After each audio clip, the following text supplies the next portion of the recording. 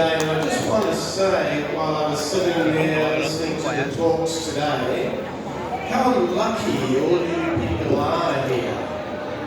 Và tôi vô cùng hào hứng và có lẽ là xin mời các anh chị có thể là ổn định chỗ ngồi được không ạ? Xin mời các anh chị ổn định chỗ ngồi, chúng ta sẽ còn những người ngồi sau cũng đang quan sát. Và em xin phép được phiên dịch tiếp, đó là gì? Tôi vô cùng là hào hứng khi mà được có mặt ở đây ngày hôm nay, và tôi có thể nói rằng là tôi nếu như mà trong vai trò của các anh chị thì tôi thấy là cực kỳ may mắn bởi vì các anh chị đã được lắng nghe những cái phần chia sẻ từ đầu đến giờ. Yes, you've got a speaker from the Ministry of Health, Mr. Keong, speaking directly to you on health matters. That's very special, and you're very lucky. So I feel lucky to be here too. Và tôi cũng là một người vô cùng may mắn, cũng như là các anh chị vô cùng may mắn khi mà được thạc sĩ Vũ Mạnh Cường, một trong những người đại diện cho Bộ Y tế, đến đây để chia sẻ với các anh chị một cách trực tiếp những cái thông tin, những kiến thức vô cùng quan trọng như vậy. Right, well, now is a little bit more of a serious talk, I suppose. I'm going to talk about colostrum. Và bây giờ thì tôi sẽ đến với một cái phần mà nó khá là nghiêm túc để nói về sữa non. Các anh chị đã sẵn sàng lắng nghe chưa?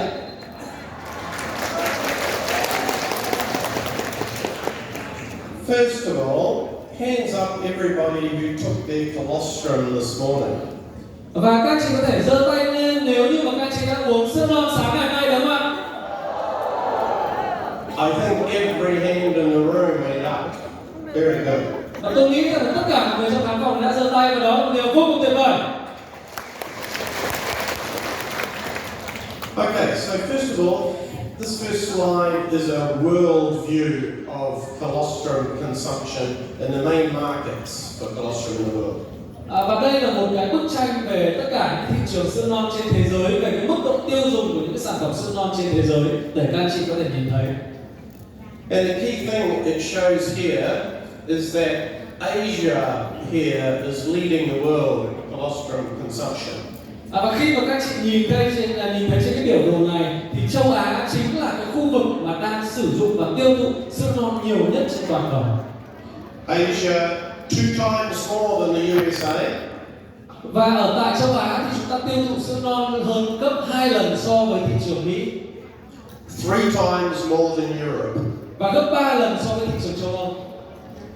So you are in the right place here in the middle of Asia to be taking and building a business on colostrum. Do đó bây giờ là các anh chị đang ở đúng chỗ, đúng thời điểm để các anh chị là gì ạ? Kinh doanh cũng như là sử dụng cái sản phẩm sữa non ở tại châu Á, đúng không ạ? And the next slide shows the producers of the world. And you can see here that New Zealand is the top producer of colostrum in the world. Và ở slide này thì các anh chị cũng sẽ có thể nhìn thấy được là những cái hình ảnh của những cái đất nước mà xuất khẩu các sản phẩm sữa non đứng đầu trên thế giới, và trên top 1 chính là New Zealand thưa các anh chị. Wow. So you are sourcing from the best in the world, which is great for you too.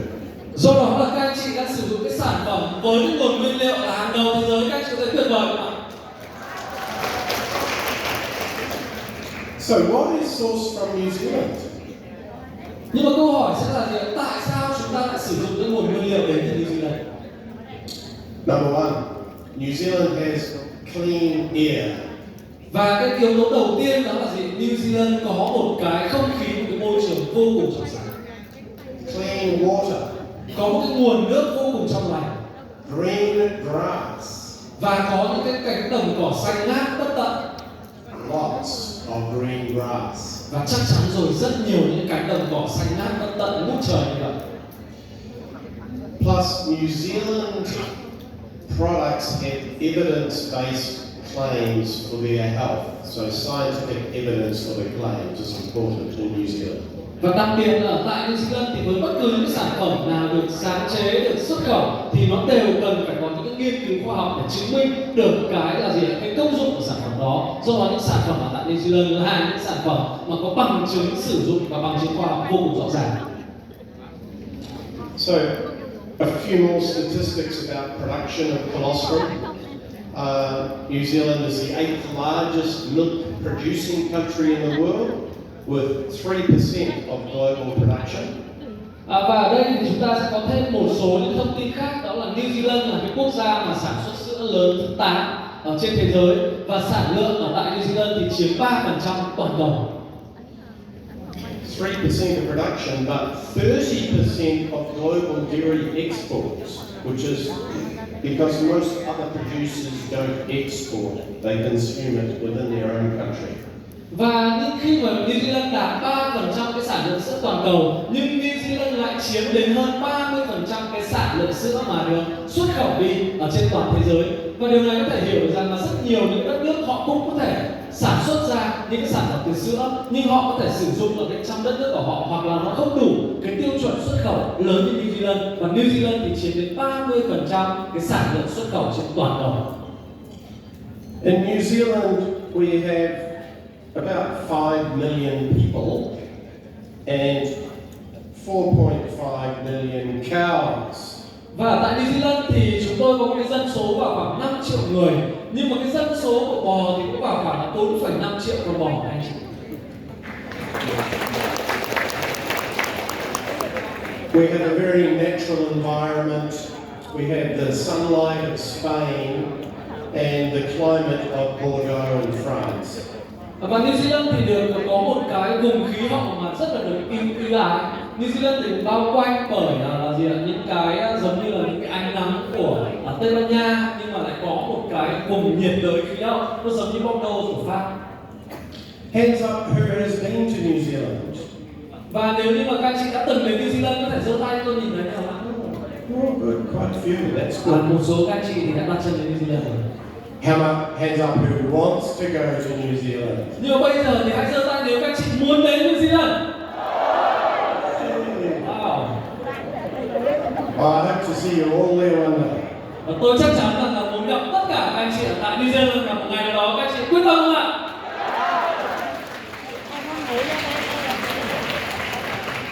New Zealand has a seasonal dairy milking system. Và New Zealand thì đặc biệt là sử dụng một cái hệ thống theo mùa vụ để mà có thể đảm bảo được cái nguồn thức ăn. So the cows all graze outside in green pasture like this, free ranging. Và cái cách nuôi, cái cách chăn thả của New Zealand đó là gì? Tất cả những cái chú bò này sẽ được chăn thả một cách là gì? Thoải mái, đi trên những đồng cỏ này mà không trong cái môi trường nuôi nhốt. In a lot of other countries, the cows are fed on grain and are housed in sheds. Và với một số những cái đất nước khác ấy, thì cái là gì ạ? Cái đồng cỏ thì nó sẽ không có đủ cái là gì ạ? Cái độ ẩm là chất dinh dưỡng để có thể là giúp cho cái đàn bò và đạt được cái tiêu chuẩn tốt nhất. But when the cows graze outside on the grass in the sunlight, the milk quality is better.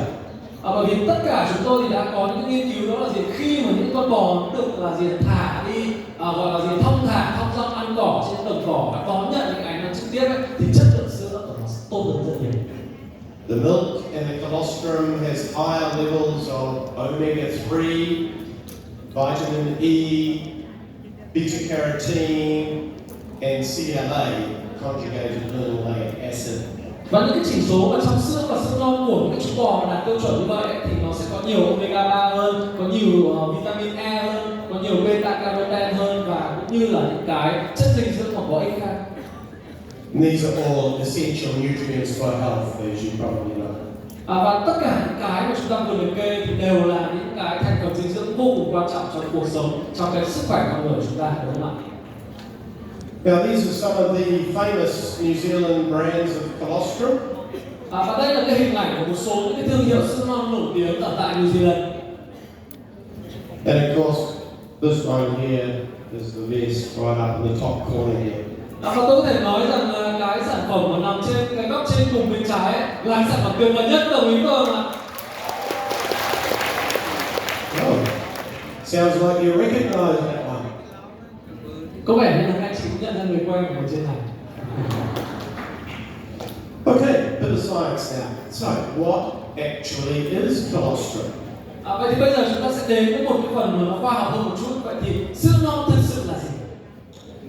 So you can describe it to your family and friends as first milk. Và nếu mà chúng ta nói một cách đơn giản nhất khi mà chúng ta miêu tả dành cho những người bạn của mình hoặc là gia đình của mình thì sữa non chính là cái sữa đầu tiên. It's the first milk produced by the mammary glands of all mammals straight after birth. Và cái sữa non này là sữa đầu tiên khi mà một cá thể mẹ sau khi sinh con ấy, thì nó tiết ra được cái sữa này đầu tiên để có thể nuôi con của mình, những cá thể con. It's the perfect food for health. Và có thể nói sữa non là một cái thực phẩm hoàn hảo cho cái sức khỏe của chúng ta. It's designed by nature for the infant at the most vulnerable time of the life. Bởi vì sữa non thì nó được tiết ra trong một cái giai đoạn rất là đặc biệt, trong một cái giai đoạn đau đớn nhất, khó khăn nhất của cá thể mẹ, và nó chính là một cái món quà của thiên nhiên. And cow's colostrum is sourced from only healthy cows. Và tất cả những cái con bò mà tạo ra những cái dòng sữa non như vậy thì đều là những cái con bò rất là khỏe mạnh. It's a rich source of antibodies, immunoglobulins like IgGs, growth factors, peptides, and bioactive carbohydrates. Và trong sữa non thì chứa một cái hàm lượng rất là quan trọng, đó là kháng thể, immunoglobulin, những cái là gì, những yếu tố tăng trưởng, peptide cũng như là một số những cái hoạt tính sinh học khác. And of course, cow's colostrum is also very important and effective for humans. Và có thể nói rằng là sữa non từ bò thì cũng có những cái tác động, cũng có những cái yếu tố mà rất là tốt cho sức khỏe của con người. We source colostrum from the first 24 hours after birth. Và chúng tôi lấy cái sản phẩm sữa non đó là ngay lập tức sau 24 giờ sau khi mà con bò mẹ nó sinh ra bò con. And this is why you can see on this graph here, it shows the level of bioactive components in colostrum after every 2 hours after birth, and you can see how it rapidly declines. So by 48 hours, there's only a small amount. Và đây là một cái biểu đồ rất là quan trọng để các anh chị cũng có thể nhìn thấy. Cái biểu đồ này cho thấy rằng là những cái hoạt tính sinh học nó sẽ giảm dần theo thời gian, và cứ 2 tiếng thì cái hoạt tính sinh học này nó sẽ bị giảm đi những cái yếu tố mà có lợi cho sức khỏe. Và gần như nếu mà chúng ta lấy sau 48 tiếng ấy, thì cái hàm lượng của sữa non này nó không còn tốt như ban đầu nữa. There are still some, because this doesn't start at 0, we're starting at 70, but there's still some after 48 hours, but much higher than this area here. Mặc dù các hoạt tính sinh học nó có thể vẫn còn, bởi vì chúng ta không bắt đầu từ con số 0 ở cái cột kia. Tuy nhiên là sau 48 giờ thì gần như là những cái yếu tố tăng trưởng, những cái hoạt tính sinh học tốt nhất của sữa non thì nó không còn đủ nữa. So by sourcing it here, we have much higher bioactive components in the colostrum. Và do đó khi mà lấy trong 24 giờ đầu thì chắc chắn là chúng ta sẽ có đầy đủ và có cái hoạt tính sinh học cao nhất từ sản phẩm sữa non. So what are these bioactives? Well, here's a list of the main bioactives. You can have a look down here. All of these ones here are present in colostrum. Và nếu mà chúng ta hay nói về hoạt tính sinh học thì đây trong cái biểu đồ này, 4-5 cái gạch đầu dòng này chính là những cái hoạt tính sinh học mà quan trọng nhất có trong sữa non. Now I'm going to touch on each one of these and give you a little bit more information. Và hôm nay thì chúng ta sẽ nói kỹ hơn, chi tiết hơn về cả 5 cái yếu tố này. So at the top of the list, and most importantly, the one that you probably all know about is the immunoglobulins, which is IgG, and they are antibodies. Và cái yếu tố đầu tiên mà chắc hẳn là nhiều các anh chị biết đến nhất đó chính là yếu tố về kháng thể immunoglobulin, và được gọi là IgG, đúng không ạ? So antibodies give us immunity, but the same way as a vaccine gives us immunity. Và có thể nói là kháng thể thì cũng giúp cung cấp và nâng cấp cái hệ miễn dịch của các anh chị, hỗ trợ hệ miễn dịch của các anh chị với cái vai trò tương đương giống như là chúng ta tiêm vaccine mà hỗ trợ hệ miễn dịch rồi. So what happens when the cow is grazing out in the pasture and it comes into contact with lots of bacteria and viruses in the grass and in the dirt, and these pathogens or these germs stimulate that immune response in the cow. Và nếu mà chúng ta vẫn còn nhớ cái hình ảnh những chú bò mà thong dong được thả và đi ăn ở những cánh đồng cỏ ấy, thì khi mà nó đi ăn ở những cánh đồng cỏ đấy thì những yếu tố mà những virus này, vi khuẩn ở bên ngoài này, những cái yếu tố về bụi bẩn này, nó sẽ làm cho là gì ạ? Tăng thêm những cái yếu tố về tăng miễn dịch của bản thân con bò đó và giúp sản sinh ra những cái là gì ạ? Kháng thể có trong sữa bò là vì vậy. And so these antibodies then go into the milk, into the colostrum, and they are then stored ready for when the calf needs protection. Và sau đó thì tất cả những cái lượng kháng thể đó mà để giúp tăng cường cái miễn dịch đó thì nó được vào bên trong cơ thể con bò, được vào bên trong sữa non và được sản sinh ra khi mà con bò là gì ạ? Nó sinh con. We always make sure the calf gets what it needs before we then take the surplus, because the cow produces more than the calf needs. So we take the surplus and we produce our colostrum product from it. Và chúng tôi luôn đảm bảo rằng là tất cả những cái lượng sữa non mà một con bê con cần thì nó sẽ có đầy đủ. Bởi vì thông thường thì một con bò nó sẽ sản sinh ra cái lượng sữa non nhiều hơn cái nhu cầu của một con bê con. Do đó chúng tôi sẽ lấy cái lượng dư ra khi một con bê con nó không còn cần đến cái lượng đó nữa để chúng tôi có thể thu hoạch. And then when we consume that colostrum, we also get the same immune response and we get the protection from those antibodies, those immunoglobulins. Và điều đặc biệt là khi mà chúng ta sử dụng, khi mà chúng ta tiêu thụ những cái sản phẩm sữa non này vào cơ thể thì nó cũng sẽ giúp sản sinh và giúp cho chúng ta tăng cường được cái hệ miễn dịch của mình. Also in colostrum, apart from the immunoglobulins, are all of these growth factors. Và bên cạnh cái kháng thể đó thì ở bên trong sữa non thì còn có những cái yếu tố tăng trưởng nữa. There's insulin-like growth factor, which is a very important factor for protection against diabetes. Và các yếu tố tăng trưởng mà giống insulin này được có trong sữa non ấy, thì là một trong những cái yếu tố rất là quan trọng và đặc biệt là quan trọng với sức khỏe của những người mà bị bệnh đái tháo đường. There is transforming growth factor, epidermal growth factors for skin, and fibroblast growth factor. Và trong sữa non thì còn có những yếu tố tăng trưởng biểu bì, những yếu tố tăng trưởng nguyên bào sợi v.v. As well as platelet-derived growth factor, which is for also immunity, for a blood response. Và bên cạnh đó thì có những yếu tố tăng trưởng mà có nguồn gốc từ tiểu cầu để có thể hỗ trợ cho cái việc mà chúng ta sản sinh, hỗ trợ cho cái việc là máu ở bên trong cơ thể đấy. So, as well as growth factors, there's also a whole lot of enzymes in colostrum, and some of them are listed here. Vậy thì khi mà chúng ta đã nói xong về những yếu tố tăng trưởng mà có bên trong sữa non thì chúng ta sẽ nói đến những cái enzyme có ở trong sữa non. Lactoperoxidase, that's an enzyme that is antibacterial. Đầu tiên là cái enzyme lactoperoxidase, đây là một cái kháng khuẩn. Hands up if anyone's heard of lactoferrin. Và cái thứ hai, nếu như mà các anh chị đã từng nghe đến cái từ này thì các anh chị có thể giơ tay cho tôi thấy, đó là từ lactoferrin. Lactoferrin, yes, okay. It's a supplement on its own, actually. Lactoferrin is a milk protein for immunity, and it's useful for iron supplementation. But you have it in colostrum. You don't need another supplement because it's actually here in colostrum. Và với lactoferrin này thì nó đã có sẵn ở trong sữa non, và lactoferrin này là một yếu tố để giúp cho chúng ta điều hòa và hấp thu được cái khoáng chất, đó chính là sắt. In fact, there's 20 times more lactoferrin in colostrum than there is in milk.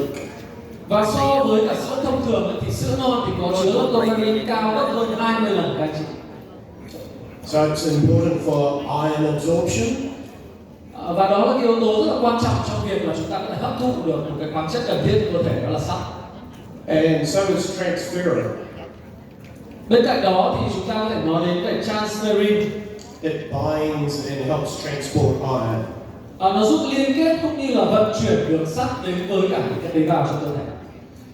Lysozyme, which destroys bacteria and viruses on contact. Yếu tố tiếp theo nữa là lysozyme, giúp cho chúng ta là gì? Tiêu diệt những cái vi khuẩn và virus khi mà nó tiếp xúc. Xanthine oxidase, which releases hydrogen peroxide, which kills bacteria. Một cái yếu tố tiếp theo đó là xanthin oxidase, nó là gì ạ? Giống như là giúp cho chúng ta tiêu diệt vi khuẩn, hình như nếu nhớ không nhầm là hơi thở oxy già các anh chị. And there's a very interesting thing too about colostrum. It contains protease inhibitors. Protease are enzymes that break down, chop up, and digest protein. But colostrum contains some inhibitors of those. Và ở trong sữa non thì cũng có một cái yếu tố khá là thú vị, đó là cái chất ức chế protease là giúp cho chúng ta là gì ạ? Ngăn cản cái quá trình tiêu hóa sữa non ở bên trong ruột của cơ thể. So this is part of the reason why colostrum survives the acid stomach and the digestion in the stomach and still works in humans. Và do đó đấy cũng là cái lý do vì sao mà sử dụng những cái sản phẩm sữa non thì riêng cái sữa non thì nó cũng có thể sống một phần nào đó trong những cái môi trường axit khi mà đi qua dạ dày hay là đi qua ruột. The last one on the list here is lactalbumin, which raises brain serotonin levels, which improves the mood. So no wonder we feel so good when we take colostrum. Và một cái yếu tố tiếp theo mà cũng vô cùng thú vị đó là lactalbumin này để tăng cái serotonin trong não để giúp cho chúng ta cải thiện tâm trạng. Và tôi có thể nói là nếu mà các anh chị sử dụng cái sữa non hàng ngày ấy, thì cái tâm trạng của các anh chị sẽ luôn luôn vui vẻ, sẽ luôn luôn phấn chấn, đúng không ạ?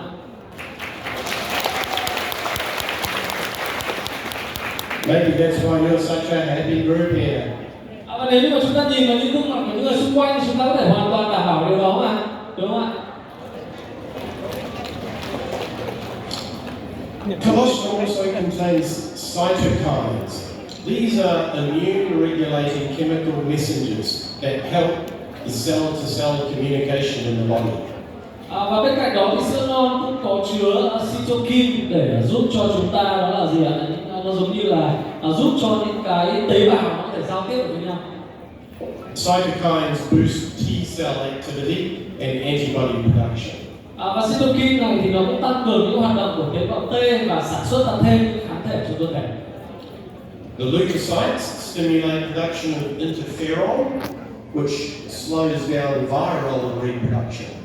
Cùng với đó thì trong sữa non cũng sẽ có chứa là gì ạ? Bạch cầu để giúp cho kích thích sản xuất những cái là gì? Interferon và làm chậm quá trình sinh sản của những cái virus, vi khuẩn. And the lymphokines, these are antiviral chemicals. Một cái yếu tố nữa là lymphokine để giúp là như là một cái hóa chất để chống lại những cái virus và cái tác nhân bên ngoài. And the interleukins they regulate the immune response. Và interleukin giúp cho chúng ta là gì ạ? Điều chỉnh cái thời gian cũng như là cái cường độ đáp ứng lại miễn dịch trong cơ thể. I'll just touch on this point a bit more because it's really important when you think about colostrum. Và bây giờ thì tôi sẽ nói sâu hơn một chút bởi vì là nó rất là quan trọng khi mà chúng ta nói đến được những cái là gì tầm quan trọng của sữa non. A lot of people think of colostrum as an immune booster. It's going to boost your immune system. Có rất nhiều người thì nghĩ đơn giản là gì sữa non giúp cho chúng ta tăng cường, giúp cho chúng ta ngay lập tức là gì đẩy mạnh tăng cường cái hệ miễn dịch của mình.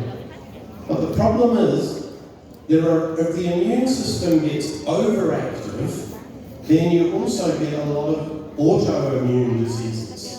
Nhưng mà có một cái điều đó là gì khi mà cái hệ miễn dịch của chúng ta giống như là nó tăng cường, nó giống như là hoạt động một cách quá đà thì nó cũng sẽ không tốt. But actually, colostrum has been shown to be helpful for people with autoimmune diseases. Colostrum has actually been shown to be helpful for people with autoimmune diseases.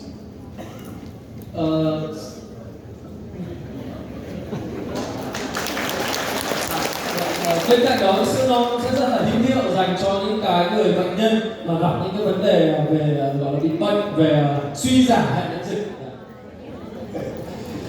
It's a bit of a difficult concept to understand, but colostrum is an immune modulator. So it does boost immunity, but it also actually helps modulate the immune system.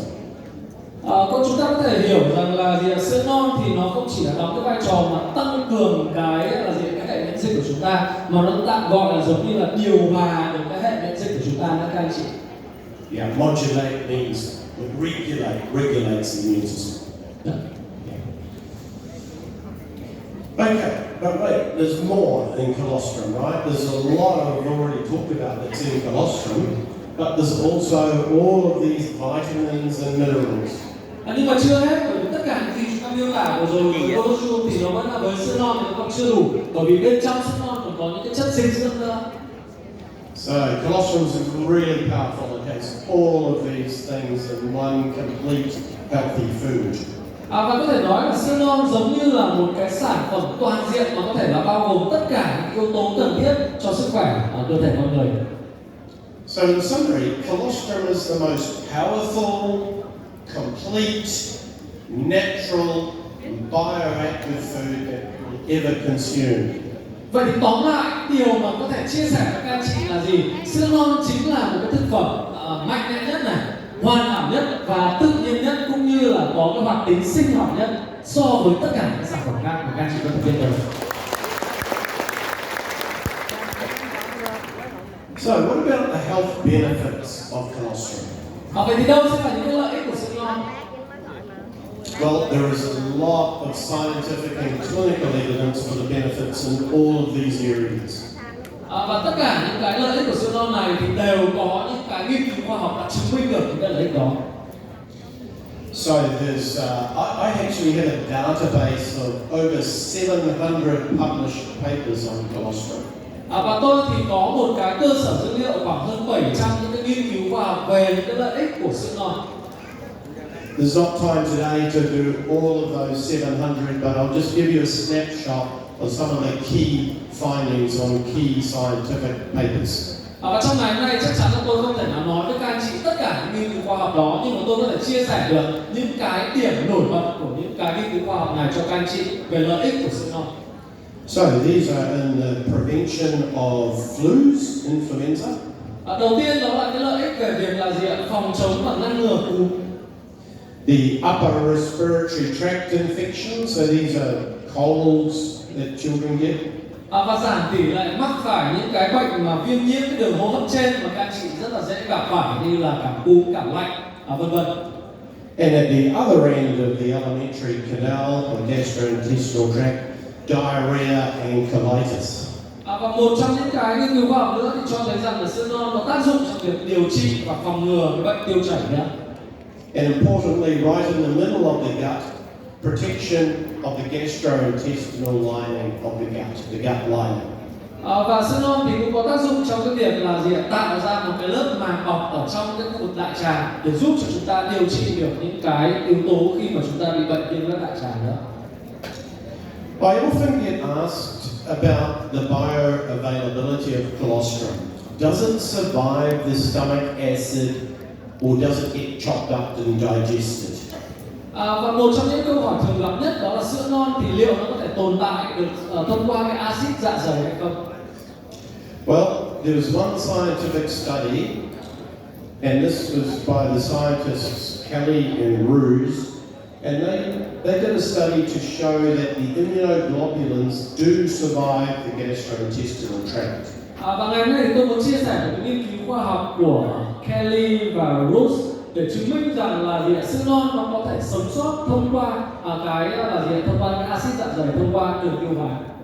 They took some feces samples of people who were taking colostrum, and they measured the IgG in the feces. Và họ đã làm những cái nghiên cứu khoa học này và đo được những cái là gì ạ? Sự sống sót của kháng thể thông qua đường tiêu hóa bằng một những cái cách đo xem là trong phân của những cái người mà được nghiên cứu này thì còn tồn tại gọi là gì ạ? Cái kháng thể hay không?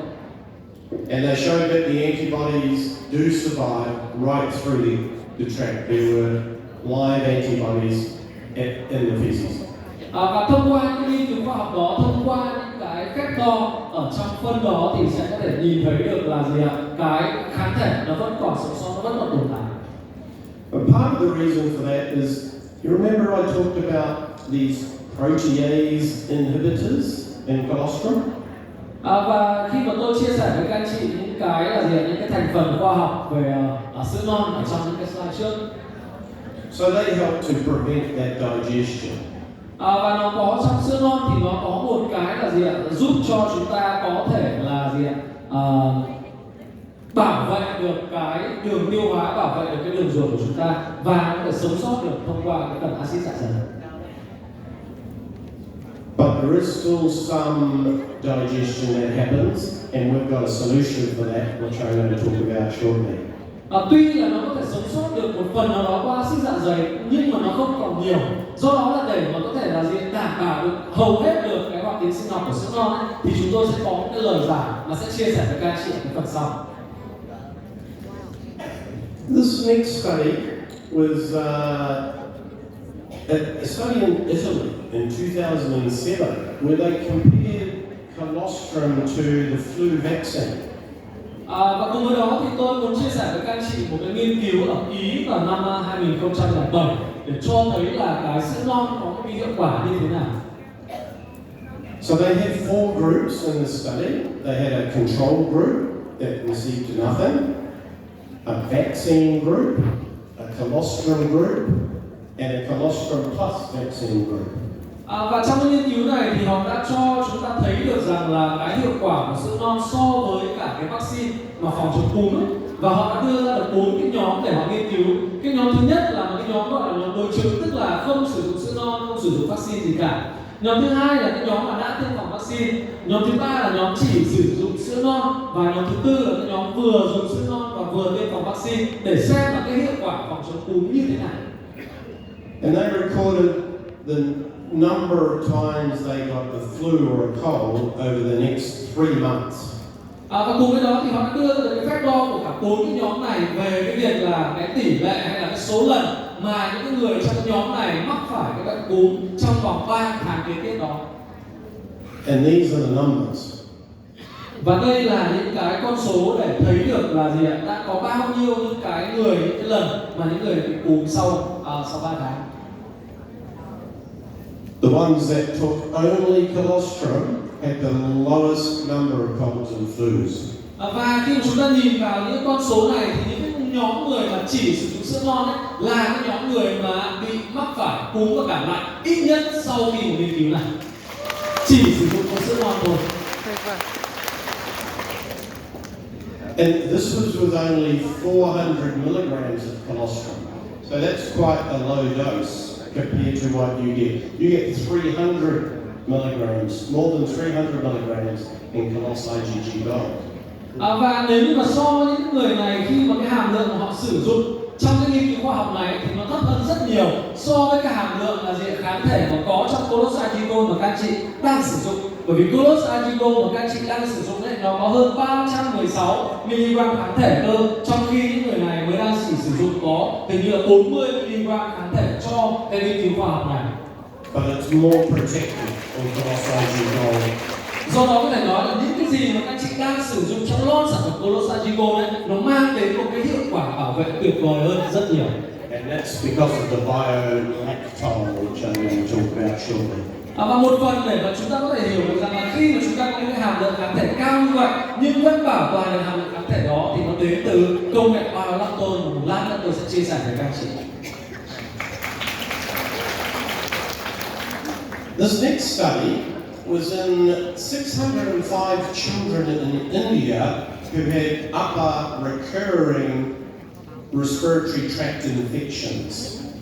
Và tiếp theo thì tôi muốn đến với một cái nghiên cứu khoa học, một cái nghiên cứu mà diễn ra với khoảng 605 đứa trẻ ở tại Ấn Độ, và 605 đứa trẻ này thì đều bị mắc cái bệnh của đường hô hấp trên lặp đi lặp lại nhiều lần.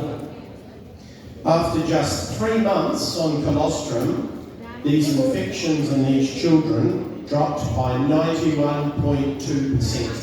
Và chỉ sau 3 tháng mà sử dụng sữa non thì cái tỷ lệ những cái đợt mà bị bệnh gọi là gì, viêm nhiễm cái đường hô hấp tuyến trên này thì giảm đi 91,2%. Wow. Yeah. This is actually very important because remember Mr. Kyon was talking about antibiotic resistance. Và cái điều này vô cùng quan trọng, bởi vì trong cái phần đầu tiên ấy, mà anh Phúc Mạnh Cường chia sẻ với các anh chị, một trong những cái vấn nạn của hệ thống y tế toàn cầu đó là vấn đề về kháng sinh, đúng không ạ? And so there's been obviously a rise in antibiotic resistance, and some of these children would not have any way of treatment for these upper respiratory tract infections, but now colostrum can be used for that. Và do đó thì với rất nhiều những em bé hoặc là rất nhiều những người bị bệnh là viêm nhiễm những cái đường hô hấp này và sử dụng kháng sinh thường ngày, và khi mà họ đã gặp phải những vấn đề kháng sinh thì hầu như rằng là họ sẽ không có được một cái giải pháp. Bên ngoài đó thì chúng ta có sữa non như là một cái giải pháp để có thể hỗ trợ cho họ trong việc là giảm thiểu những cái bệnh về đường viêm nhiễm hô hấp này, đúng không anh chị? Now, does anyone know what is the number one killer of children in the world in developing countries? Và nếu như mà tôi chia sẻ với tất cả các anh chị về những cái đất nước mà đang phát triển ấy, thì những cái bệnh mà dẫn đầu về là gây ra tử vong cho trẻ nhỏ là bệnh gì thì các anh chị có biết không ạ? Diarrhea. That is good. You're getting right there. You predicted that, didn't you? Và chắc chắn là các anh chị đã nhìn ở trên slide này thì là bệnh tiêu chảy chính là cái bệnh mà gây ra cái nguyên nhân là gây tử vong ở trẻ em nhỏ hơn 5 tuổi nhiều nhất ở những cái nước đang phát triển. It's a major problem in places like Africa, where children, if they don't get good treatment for diarrhea because of poor quality water, they die before the age of 5. Và với rất nhiều những cái đất nước mà đang phát triển, ví dụ như là tại châu Phi, khi mà cái nguồn nước nó không được đảm bảo thì có rất nhiều trẻ em thì đã bị mắc bệnh tiêu chảy và đã bị tử vong. However, colostrum has come to the aid again, and in a study on diarrhea, colostrum was found to reduce diarrhea episodes by 86.6%. Và trong những nghiên cứu khoa học này thì tôi muốn chia sẻ với các bạn một cái thông tin, đó là sữa non khi mà đã là được tìm ra cái lợi ích trong việc là giảm thiểu cái bệnh tiêu chảy thì nó đã giúp cho, thông qua nghiên cứu khoa học này thì nó giúp giảm thiểu bệnh tiêu chảy lên đến 86,6%.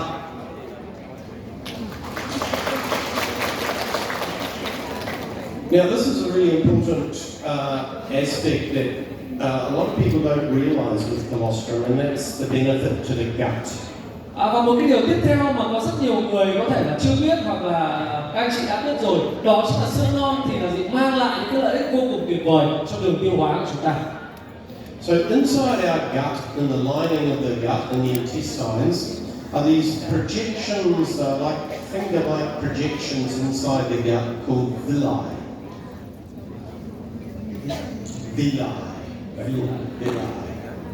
Giống như là nếu như chúng ta nhìn vào cái hình dạng của cái dạ dày của chúng ta, cái bao tử của chúng ta thì nó giống như là một cái hình chữ V. Nếu như mà chúng ta đặt cái ngón tay đúng không? Nếu nó xoay ngang thì nó hơi giống một chữ V, đúng không ạ? You know that inside the intestines, the lining of the gut has these projections all the way through. Yeah. Yes. So these projections, these villi are really important for absorption of minerals in water. Và có thể nói là với cái hình dáng đặc biệt đó của bao tử của chúng ta thì nó rất là quan trọng trong việc là chúng ta hấp thu được những khoáng chất, những cái chất như là chất lỏng như là nước. So these projections can get affected by drugs, etc. But what was known was that colostrum helps with things like leaky gut.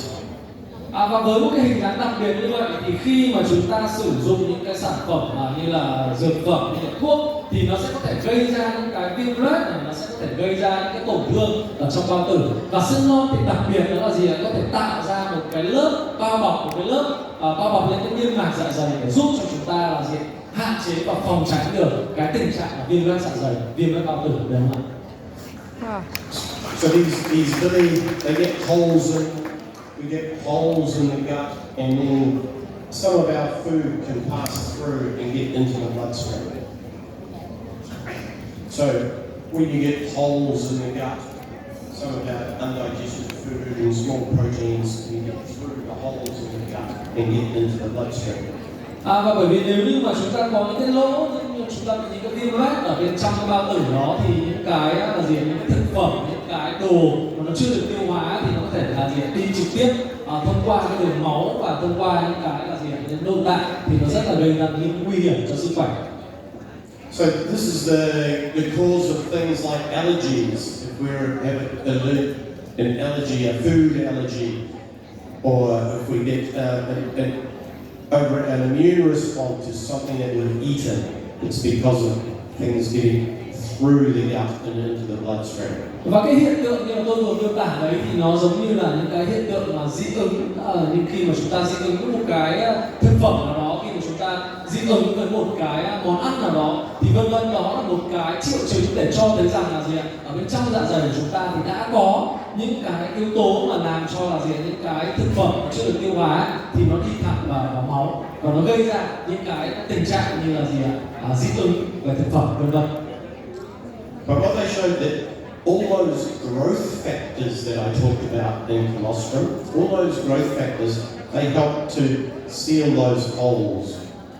Và nếu như mà chúng ta nhìn và chúng ta tưởng tượng rằng là trong bao tử của chúng ta có những cái lỗ hổng như vậy thì như tôi nói lúc đầu thì sữa non có những yếu tố tăng trưởng, và những yếu tố tăng trưởng này thì nó sẽ giúp là gì ạ, bao bọc, tạo ra một cái màng bọc để là gì ạ, không còn những cái lỗ đó ở trong những cái bao tử, đúng không ạ? Một cách hiểu đơn giản như vậy. tuyệt vời. They also help to reduce inflammation in the gut, and this clinical study was all about inflammation in the colon.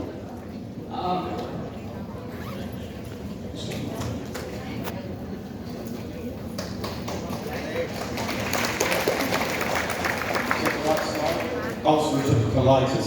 So yeah, there was 62.5% of the subjects in this study had reduced ulcerative colitis.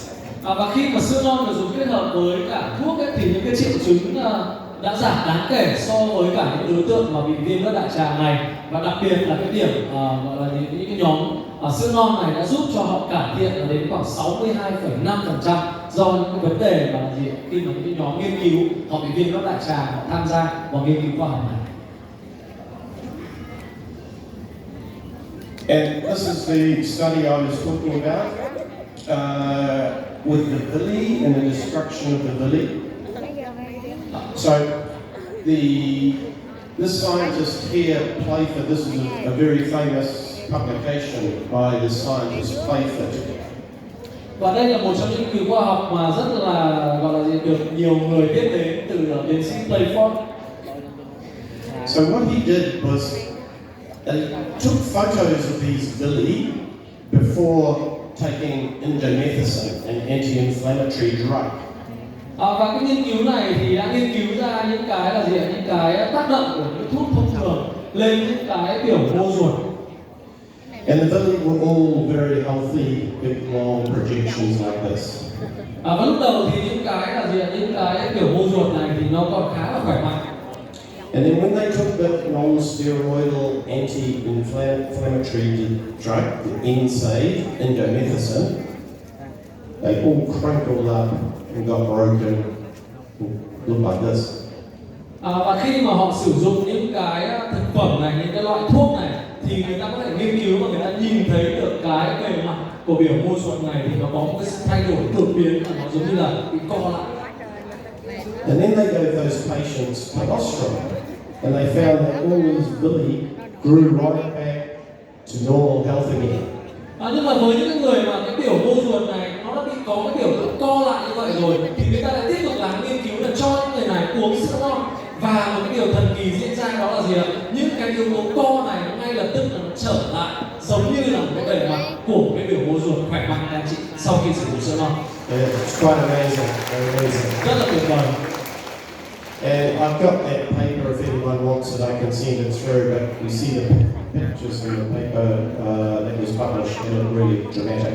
Và nếu như mà chúng ta có cái mong muốn là tìm hiểu những nghiên cứu khoa học này thì trong cái nghiên cứu khoa học này tôi sau này tôi có thể gửi cho các bạn, đó là cái hình ảnh của những biểu mô ruột nó thay đổi như thế nào sau khi mà sử dụng những cái sản phẩm của sữa non.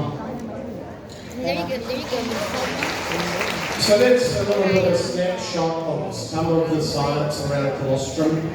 I'd just now like to just talk a little bit about the quality aspects of colostrum. Và vừa rồi là tất cả những yếu tố khoa học mà chúng ta chia sẻ, chúng ta nhìn thấy những thành phần, những cái lợi ích mà có trong sữa non. Và bây giờ thì chúng ta sẽ nói về vậy thì như thế nào một sản phẩm sữa non để có chất lượng. So when looking for a really good source of colostrum, we felt there were 6 main criteria. Và khi mà chúng ta nói về phẩm chất của sữa non, cái tiêu chuẩn chất lượng của sữa non thì nó sẽ có 6 cái tiêu chí. So number one, obviously, a very high level of IgG, 20%. Cái điều đầu tiên đó là gì? Một cái sản phẩm sữa non chất lượng là phải có cái mật độ IgG cao và tối thiểu là mung 20%. But a good cholesterol also has other immunoglobulins, IgA and IgM. Và với một cái sản phẩm sữa non chất lượng ấy, thì nó không chỉ là chứa IgG mà nó còn phải chứa những cái IG khác như là IgA hay là IgM. It should also contain PRPs, or proline-rich polypeptides. Và cái sản phẩm nữa mà sản phẩm sữa non chất lượng nó cũng sẽ phải chứa PRP, giống như là chứa cái polypeptide dầu proline. These are important for that immune modulation, that regulation that I was talking about before. Và đây là cái yếu tố rất là quan trọng, như là tôi vừa nói là sữa non nó có một cái tính chất là gì? Điều hòa miễn dịch của các anh chị thì nó phụ thuộc vào cái PRP này, PRP này, nhớ không ạ? The colostrum should be sourced from healthy cows with export certification. Và sữa non chất lượng thì chắc chắn là phải có nguồn gốc từ những cái chú bò khỏe mạnh và đặc biệt là phải có những cái chứng nhận đủ tiêu chuẩn xuất khẩu. This is the benefit of New Zealand supply. Và đó chắc chắn là những cái là gì? Cái lợi ích của việc khi mà chúng ta có những cái vùng nguyên liệu từ New Zealand khi mà luôn luôn có đủ những cái tiêu chuẩn xuất khẩu. You should get a certificate of analysis with every batch. Và sữa non chất lượng cũng phải có đầy đủ những cái giấy chứng nhận phân tích thành phần. And should be free from hormones, pesticides, and herbicides. Và chắc chắn là không được chứa hormone, không được chứa thuốc trừ sâu, không được chứa những cái thành phần thuốc diệt cỏ vân vân. So the colostrum and IgG, Colos IG Gold satisfies all 6 of those criteria. Và Colos IG Gold là sản phẩm mà là gì? Đáp ứng đủ 6 tiêu chí tôi vừa nêu ra. Tuyệt vời. So a little bit of a touch on future development pathways for colostrum, research and development. Vậy thì tôi sẽ tiếp tục nói với các anh chị về những cái là gì? Những cái nghiên cứu cho tương lai, những cái sự phát triển cho tương lai. There's a range of applications we're working on that could result in exciting products for you. Và các anh chị có thể nhìn thấy được cái biên độ mà chúng ta sẽ có thể phát triển, chúng ta sẽ có thể làm ra những cái sản phẩm mới trong tương lai như thế nào. This slide just highlights that there are multiple categories: oral hygiene, nutritional supplements, drugs, and cosmetics.